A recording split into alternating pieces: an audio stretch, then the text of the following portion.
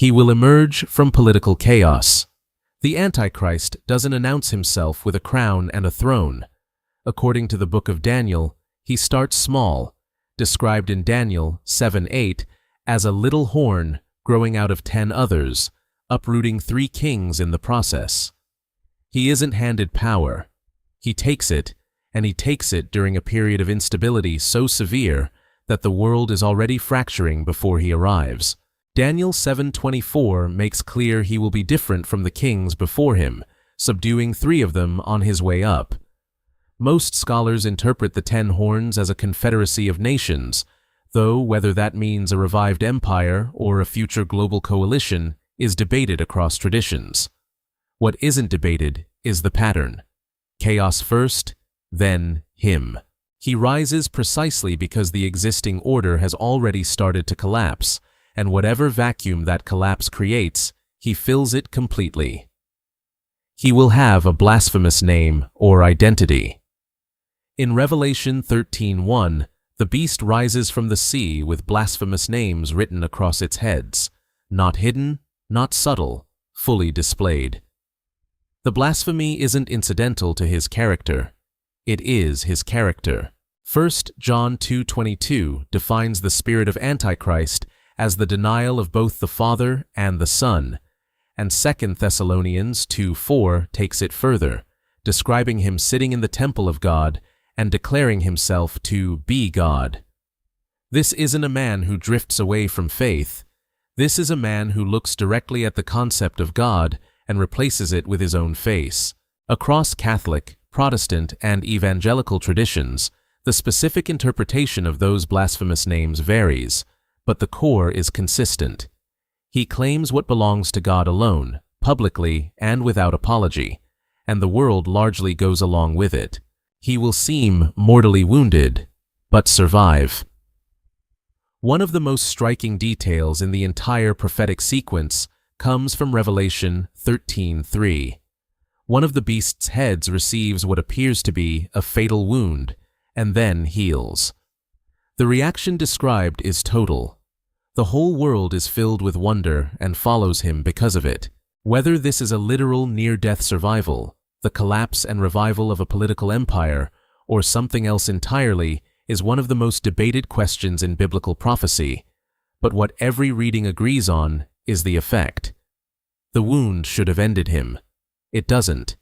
And that survival, that impossible continuation, reads to the watching world as proof that he is something beyond ordinary.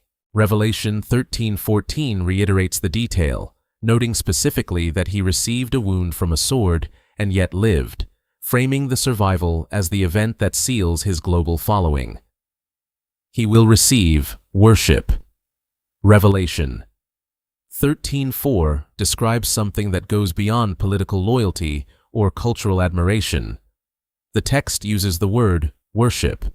People worship the dragon for giving authority to the beast, and then they worship the beast itself, asking the rhetorical question, who is like him? Who can wage war against him? By Revelation 13:8, this worship has spread to all inhabitants of the earth, with the only exceptions being those whose names appear in the Lamb's Book of Life. The framing is deliberate. This is a direct counterfeit of the worship described throughout Scripture as belonging to God alone, and it works on a global scale. Whether that worship takes the form of literal religious practice or the kind of total cultural devotion that effectively functions as religion is interpreted differently depending on tradition. But the outcome in the text is the same either way. The world bows. He will be given authority for 42 months. The same number appears across multiple books of the Bible with almost mechanical precision. 42 months in Revelation, 13:5, 1,260 days in Revelation, 12:6, and a time, times, and half a time in Daniel 7:25, all pointing to the same 3.5-year window. This is the period during which the Antichrist is given authority to act, and the consistency of the figure across texts written centuries apart is considered significant by scholars across traditions. The number itself, 3.5, is often read as a broken 7, half of the biblically complete number, representing a reign that is powerful, but fundamentally incomplete and temporary. His rule has a hard ceiling built into the prophecy itself. He doesn't last forever. He lasts exactly this long, and then the authority he was given runs out. He will speak with extraordinary arrogance. Daniel singles out the mouth before almost anything else. Daniel 7:8 describes the little horn with a mouth that spoke boastfully, and that detail recurs in Daniel 7:20, where the horn is distinguished specifically by its speech. Revelation 13:5 picks this up directly, describing the beast being given a mouth to utter proud words and blasphemies, which he then uses to slander God, God's name, and those who dwell in heaven. The mouth is almost treated as a separate weapon, something specifically equipped and deployed. His rhetoric is charismatic enough that it draws the world, and it's aggressive enough that it reaches beyond earthly targets into direct confrontation with heaven itself. Short sentences, enormous claims. He doesn't hedge. According to the prophetic portrait, he speaks with the total confidence of someone who genuinely believes he has already won. He will make war against believers. Revelation 13:7 doesn't describe passive persecution or social marginalization. The language is military. He is given power to wage war against God's holy people and to conquer them. Daniel 7:21 echoes the same image, describing the horn waging war against the saints and defeating them. The scope in Revelation extends to every tribe, people, language, and nation, meaning this isn't regional or targeted at one group. It's systematic and global. Believers during this period are not shielded from physical harm in the prophetic account. They are explicitly the target. Revelation frames endurance during this specific window as the defining test of faith, and the fact that the saints are described as being conquered rather than protected is one of the more uncomfortable details in the entire sequence, one that different traditions handle very differently in their end times frameworks. He will have a false prophet working alongside him. The beast of Revelation 13 doesn't operate alone. A second figure emerges in Revelation 13:11, rising from the earth rather than the sea, with two horns like a lamb, but a voice like a dragon. The contrast is the whole point. The appearance is gentle and religious. The content is destructive. This false prophet exercises the full authority of the first beast on its behalf, performs signs and miracles including calling fire down from heaven, and directs the world's worship toward the Antichrist. Calling fire from heaven is a direct counterfeit of the prophet Elijah in 1 Kings 18. It's a deliberate imitation of legitimate prophecy. By Revelation 19:20, the false prophet is captured alongside the beast, and both are thrown into the lake of fire together. Their fates are linked from beginning to end, one figure's power inseparable from the other's. He will introduce the mark of the beast. Revelation 13:16 through 18 describes a requirement placed on all people, small and great, rich and poor, free and slave, to receive a mark on their right hand or forehead without which no one can buy or sell. The mark is tied directly to the name of the beast or the number representing that name, and that number is given as 666, described as the number of a man, and one that requires wisdom to calculate. A manuscript variant reading 616 does exist and is noted by textual scholars, which is worth acknowledging. What the text makes consistently clear is that receiving the mark isn't merely a practical transaction. It carries spiritual weight, with Revelation 14:9-11 issuing a stark warning against it. The economic control mechanism and the spiritual allegiance are not separate things. They are the same thing. He will desecrate the temple. Jesus references this sign directly in Matthew 24:15, pointing back to Daniel and adding the instruction, "Let the reader understand." a signal that this moment requires careful attention. Daniel 9:27 describes the Antichrist putting an end to sacrifice and offering and setting up an abomination in the temple. 2 Thessalonians 2:4 specifies that he sits in the temple of God, proclaiming himself to be God. Matthew 24 frames this as the trigger for the worst phase of the tribulation, with Jesus immediately telling those in Judea to flee to the mountains without even going back for their belongings.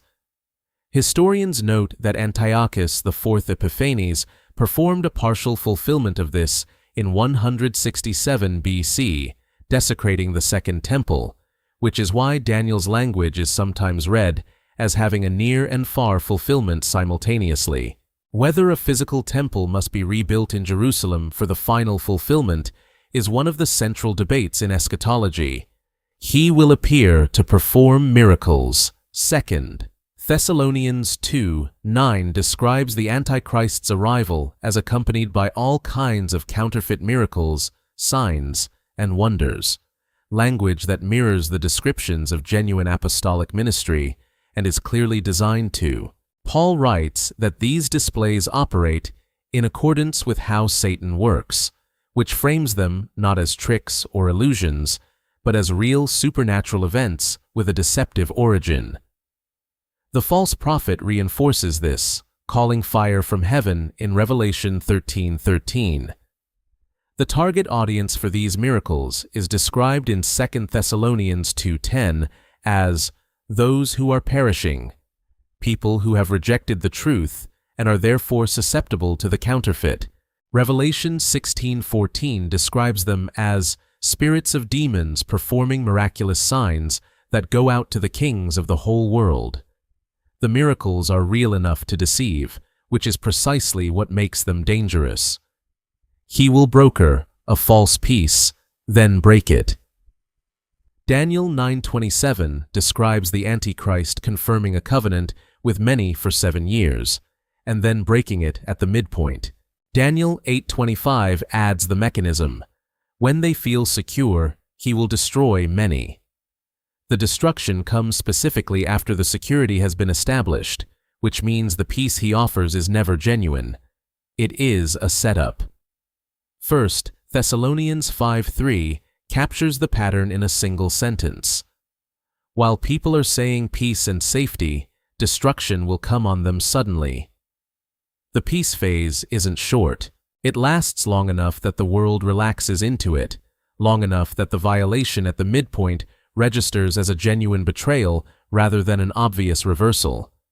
The identity of the many who enter into this covenant, whether Israel, world powers, or religious institutions, is actively debated, but the structure of the sign itself is consistent across Daniel, Paul, and the broader prophetic framework.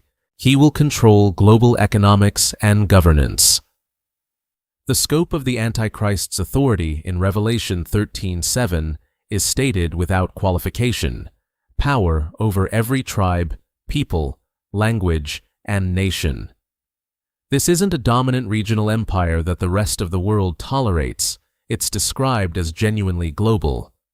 Daniel 11:39 adds a layer, describing him distributing land as rewards to those who acknowledge him, reshaping territorial boundaries as expressions of loyalty. The economic dimension comes through the mark of the beast system, where financial participation, buying, selling, basic commerce, requires visible allegiance to him.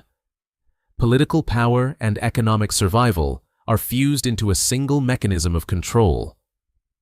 Revelation 17 and 18 connect this to the fall of a figure called Babylon, representing a corrupt global economic system whose collapse is treated as one of the great judgments of the end times sequence.